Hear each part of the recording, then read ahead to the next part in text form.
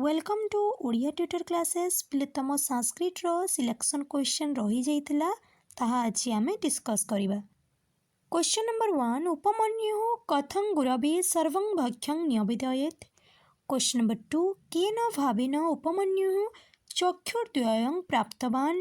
Question number 3 प्रतिमान उपाध्यायः उपमन्यु किम् अवदत्।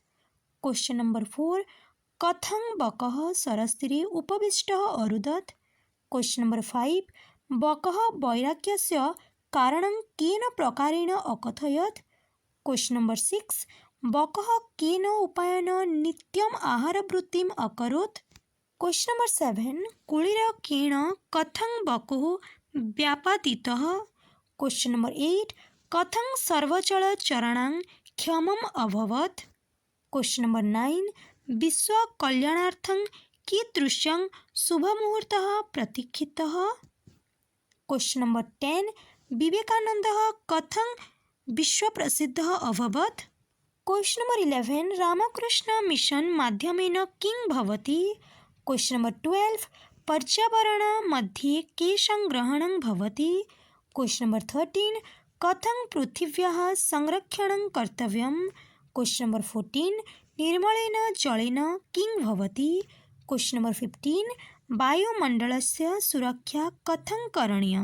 क्वेश्चन नंबर 16 प्रथमा तपसी सर्वदमनस्य नामकरण विषये किं कथितवती।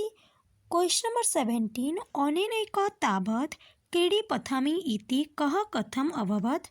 क्वेश्चन नंबर 18 तापसी शिशुं परिचयं केन रूपेण अददात्। क्वेश्चन नंबर 19 रक्षाकरणकस्य को विशेष आसीत्।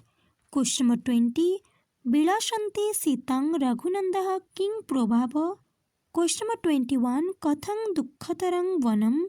क्वेश्चन नंबर 22 सीतायाः मृत्युकारणं कथं किं वा भविष्यति। क्वेश्चन नंबर 23 कस्मात् कारणात् महाजनो चयनगतः सः पन्था भवति। क्वेश्चन नंबर 24 संसारे कः मोदति। क्वेश्चन नंबर 25 पुरुष राष्ट्र श्राद्धः यज्ञः कथं मृतः भवन्ति। वीडियोटी को लाइक कर दिया पिले एवं तुम सब सांग मानक सह शेयर कर दियो।